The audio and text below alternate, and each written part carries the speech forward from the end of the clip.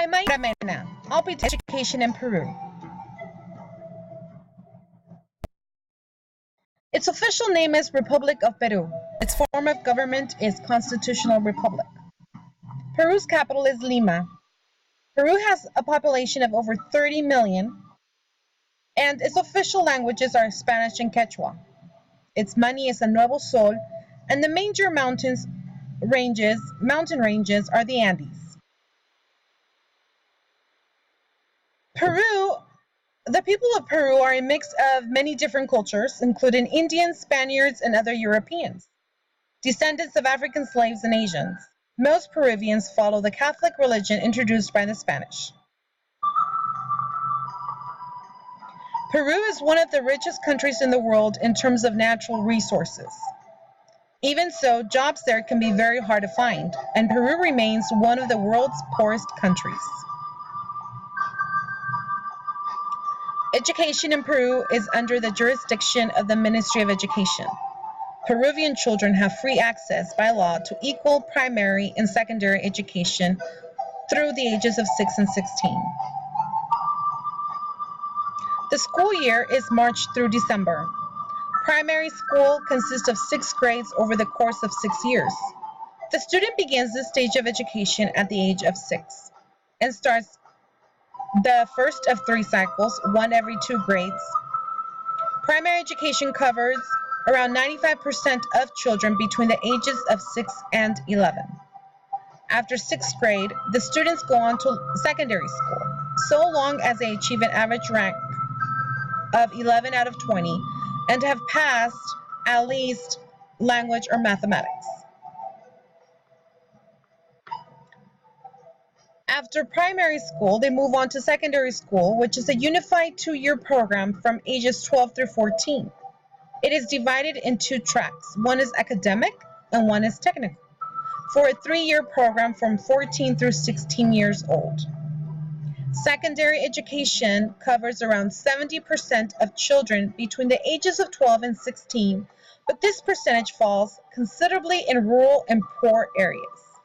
The Ministry of Education provides special education services to nearly 300,000 students with cognitive and physical disabilities.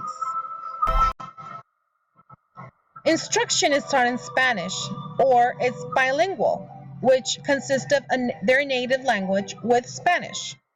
The grades consist of A, which is pass, B, which is learning in progress, and C, which is fail. Curricular materials and syllabi courses are outlined by the Ministry of Education. Challenges in Peru's education are various.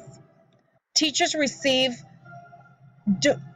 insufficient training, low wages, and are unwilling to take posts in rural areas.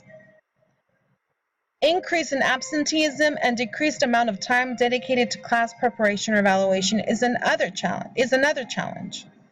Rural areas are lacking resources, and teachers often travel large distances to reach their schools.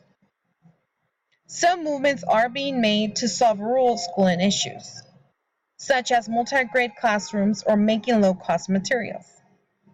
Children in rural areas may not attend school regularly because parents are forced to put subsistence first over education. Women in rural areas are illiterate, which prevents them from helping their children in reading and writing. Educational reforms are difficult to implement, and teachers have very little influence in what reforms are made. The content taught is tightly controlled by government, but the teaching methods are left to each individual teacher.